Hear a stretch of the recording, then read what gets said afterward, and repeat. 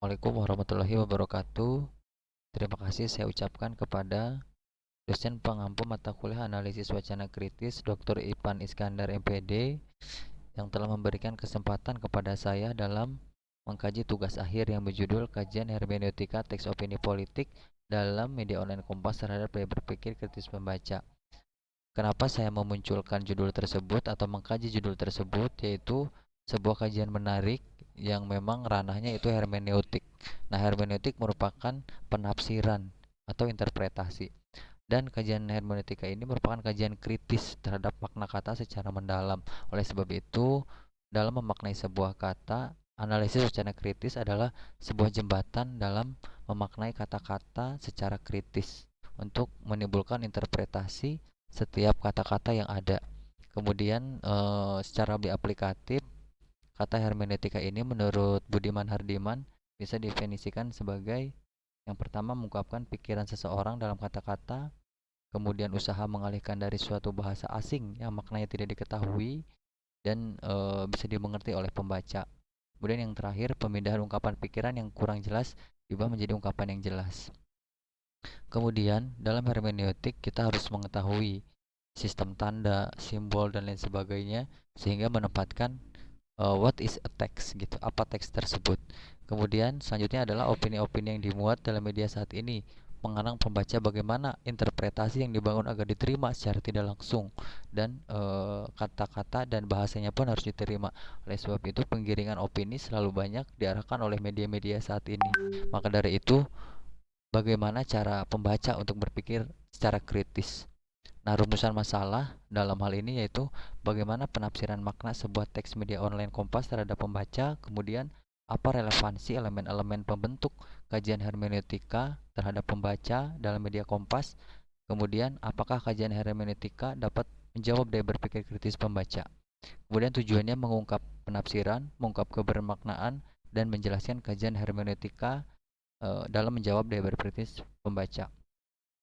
Nah, kemudian teori-teori yang mendukung dalam hal ini yaitu menurut Widodo 2008, hermeneutika berasal dari kata kerja bahasa Yunani hermeneuin yang secara umum terjemahkan ke dalam to interpret atau kata bendanya adalah berarti interpretasi. Kemudian hermeneutika pada akhirnya diartikan sebagai proses mengubah sesuatu atau situasi ketidaktahuan menjadi mengerti, itu menurut Sumaryono 1999. Kemudian, dalam misi sebuah interpretasi untuk memahamkan pesan kepada umat manusia yang diemban oleh Hermes ini secara implisit berhubungan dengan tiga dasar makna direktif, hermeneuin dan hermenia. Tiga makna direktif ini digunakan dalam tujuan seperti mengekspresikan, kemudian mengatakan, yang terakhir adalah menerjemahkan. Nah, semua hal tersebut perlu diinterpretasikan. Menurut Palmer 1969, interpretasi literal dapat dimasukkan dalam kerangka interpretasi ini. Wilayahnya bisa mencakup proses pertama dan kedua, atau bahkan mencakup proses yang ketiganya, yaitu menerjemahkan. Metode penelitian dalam penelitian ini yaitu yang pertama, penelitian ini menggunakan metode kualitatif. Metode kualitatif sudah kita tahui bahwa lebih memunculkan proses dan makna, yaitu berupa perspektif subjektif. Penelitian kualitatif adalah riset yang bersifat deskriptif, sehingga kita hasilnya adalah berupa kajian-kajian yang berupa deskriptif dari sebuah makna yang dimunculkan dalam judul tersebut gitu, atau judul eh, yang saya wacanakan, yang saya tuliskan. Dan pendekatannya itu induktif. Kemudian Crick dan Miller mengatakan penelitian kualitatif merupakan suatu tradisi terhadap ilmu pengetahuan sosial yang berhubungan dengan subjek dalam istilah dan bahasa. Secara fundamental bergantung pada pengamatan terhadap manusia dalam kawasannya sendiri, itu menurut Molyong 2010. Kemudian metode penelitian ini sudah tentu adalah library research atau penelitian kepustakaan. Nah, jadi saya menganalisis sebuah data-data yang ada, yaitu yang dimuat dari jurnal, buku, website, serta berita dan karya ilmiah hasil penelitian terdahulu yang berkaitan dengan penelitian. Kemudian objek penelitian ini adalah media Kompas online yang beredar di internet sebagai objek utama dalam menganalisis yang penulis sajikan, yaitu analisis media Kompas online ini berdasarkan daya berpikir kritis pembaca dan kajiannya adalah hermeneutika Paul Ricoeur. Metode pengumpulan data yaitu penelitian ini menggunakan metode pengumpulan data melalui literatur kepustakaan, pengambilan data dari berbagai buku dan jurnal, dari media internet terkait berita opini politik. Kemudian metode pengolahan data. Metode data tersebut yaitu secara komprehensif yaitu berdasarkan teori Paul Ricoeur dengan cara menggali beberapa unsur yang mempengaruhi pemikiran Ricoeur, penyajian fenomena penyebaran informasi yang telah terjadi di berbagai media online dengan cara mencari faktor-faktor yang terjadi pada informasi-informasi yang ada. Kemudian metode analisisnya yaitu langkah dalam melakukan penarikan kesimpulan dari premis-premis yang saling mendukung. Penarikan kesimpulan diambil setelah semua data selesai dan dianalisis secara terus-menerus. Kemudian hasilnya yaitu interpretasi tidak terlepas dari sebuah makna yang muncul di dalam teks. Teks merupakan bagian penting dalam analisis sebuah bahasa dan makna. Dalam hasil ini itu terdapat 3 gagasan yang saya kaji dalam Paul Ricoeur. Yang pertama, hubungan penggagas dengan teks. Artinya ada sebuah hubungan antara yang menuliskan dengan teks yang dituliskan. Nah, pola hubungan yang dimaksud dalam bahasan ini adalah dalam arti apakah teks itu menjadi sebuah media penyampaian pesan penggagas kepada pembaca, dan karena itu teks masih terikat dengan penggagas atau teks itu memiliki eksistensinya yang terpisah dari penggagas. Nah, dalam teks yang saya kaji yaitu yang pertama judul Menakar Nasib Penundaan Pilkada dari Keyakinan Jokowi.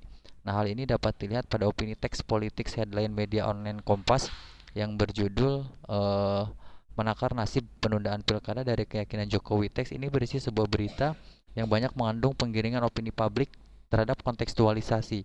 Bapak Jokowi seakan-akan salah satu-satunya orang yang didapat secara sah menggelar pilkada. Memang pada dasarnya kepala negara merupakan yang berkuasa, tetapi dalam hal ini lembaga lain juga mempunyai kewenangan dalam menentukan atau bahkan menetapkan pilkada tersebut kapan dilaksanakan.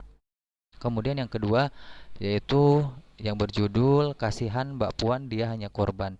Nah, judul tersebut opininya yaitu bahwa penggagas teks merupakan orang terdekat. Artinya masih ada kaitannya dengan penulis gitu, penulis dan objek yang ditulis. Nah, orang tersebut yaitu salah satu anggota DPR sehingga penggiringan opini pembaca seolah-olah menerka apa yang diberikan oleh penulis kepada pembaca. Padahal Ibu Puan Maharani seorang ketua DPR yang mempunyai kewenangan serta kekuasaan seharusnya tidak perlu menggunakan kata kasihan. Inilah sebuah kata yang dimana dapat memunculkan empati pembaca, padahal pada dasarnya isi berita tersebut hanya ingin menginfokan bahwa ada tindakan yang kurang sesuai dengan apa yang sebenarnya. Kemudian yang kedua yaitu hubungan pembaca, penggagas, dan teks. Di samping semangat hermeneutika yang menggarap teks, konteks, dan kontekstualisasi, dalam kajian hermeneutika ada 3 komponen yang tidak akan terpisahkan dari ruang dan lingkupnya, yaitu penggagas teks dan pembaca, dan terhadap ketiga komponen tersebut, hermeneutika mempunyai cara-cara tersendiri untuk memperlakukannya. Nah, ada pernyataan di dalam teks yang berjudul kontroversi teks berujung atas Omnibus Law, yaitu yaitu dengan kutipan Omnibus Law langsung menjadi kontroversi halayak ramai karena pada penyusunannya landasan sosiologi terlihat tak memprioritaskan hajat orang banyak, justru malah mengutamakan tumbuhnya ekonomi dalam waktu singkat. Dipandang dari aspek pragmatis, suatu keluaran membentuk keperluan masyarakat demi kemaslahatan bersama. Dalam teks di atas menggiring opini pembaca untuk berempati pada kebijakan Omnibus Law, tetapi teks wacana lain dalam berita ini mendukung adanya Omnibus Law. Hal ini tergambar pada teks berikut. Nah, media wacana yang terakhir yaitu media wacana Kompas sebagai teks. Keterkaitan teks dalam sebuah makna interpretasi yang luas banyak menimbulkan penafsiran yang berbeda antara satu penulis dengan penulis lainnya. Media dalam penafsiran yang digunakan pun secara luas bebas dipergunakan. Media online yang saat ini banyak bertebaran di dunia maya menjadi sajian yang mudah didapat oleh masyarakat Indonesia umumnya. Kemudian pembahasan yang berikutnya berkaitan dengan kajian hermeneutika berdasarkan teori Paul Ricoeur terhadap teks opini publik. Dalam teks yang mempunyai sisi makna yang berbeda-beda, di sini yang menjadi sebuah objek dari penelitian ini adalah teks menakar nasib penundaan pilkada dari keyakinan Jokowi, kasihan Mbak Puan Dia Hanya Korban, dan yang terakhir adalah kontroversi tak berujung atas Omnibus Law. Penulis akan menguraikan dari permasalahan teks tersebut hingga pada akhir penelitian yang penulis temukan. Nah, yang pertama yaitu berdasarkan Paul Ricoeur, refleksi filosofis dan interpretasi. Memahami teks berarti mengaitkannya dengan makna hidup, dan kita mengaitkan teks dengan makna hidup, yakni lewat refleksi. Refleksi, filosofis, dan interpretasi. Memahami teks berarti mengaitkannya dengan makna hidup. Nah, kita bisa lihat dalam judul yaitu yang saya ambil, menakar nasib penundaan pilkada dari keyakinan Jokowi, kasihan Mbak Puan, dia hanya korban, serta kontroversi tak berujung atas Omnibus Law. Nah, saya rasa sebuah persoalan dalam makna tersebut perlu diungkap. Nah, kemudian lingkar percaya dan memahami. Lingkaran hermeneutika Ricoeur terdiri atas dua hal, yaitu pertama percaya supaya memahami, berarti bahwa iman merupakan presupposisi, maaf, presupposisi pemahaman. Kedua, memahami supaya percaya berarti bahwa interpretasi membantu orang modern untuk beriman. Nah, penggiringan opini penulis dalam kedua kondisi antara setuju dan tidak setuju terlihat pada kutipan setelah melalui serangkaian pertemuan antara pemerintah, Komisi 2 DPR, dan tripartit penyelenggaraan pemilu KPU, Bawaslu, dan DKPP akhir 14 April 2020. Komisi 2 DPR menerima usulan pemerintah yang mengajukan penundaan hari pemungutan suara dari sebelumnya 23 September 2020 menjadi 9 Desember 2020. Sekalipun kemudian kesepakatan 14 April tersebut belumlah final. Artinya kita percaya atau enggak gitu terhadap apa yang diungkapkan dalam narasi tersebut gitu. Karena narasi di sini masih belum final.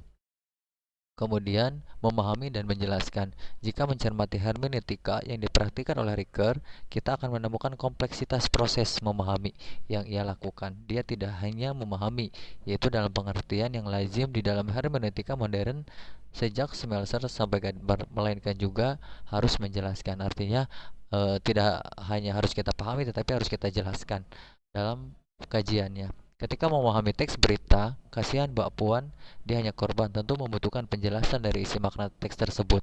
Dalam judul tersebut terdapat sebuah kutipan dalam beritanya, Mbak Puan selalu menjadi korban dan selalu tersakiti oleh netizen. Pada konteks tersebut, bahwa kita sebagai pembaca harus berempati terhadap apa yang dirasakan olehnya. Padahal yang sebenarnya terjadi, korban terlebih dahulu memancing pengguna sosial media dalam berkomentar dan apa yang diucapkan terlebih dahulu. Hermeneutika dan praktik kecurangan. Hermeneutika menghadapi mitos suatu bahasa simbolis yang tidak memiliki maksud untuk menipu orang lain maupun menipu diri, melainkan terbuka untuk ditafsirkan. Tetapi psikoanalisis Freud menghadapi tipu muslihat, licik ketidaksadaran yang harus diurai oleh pasien dengan bantuan psikoanalisis.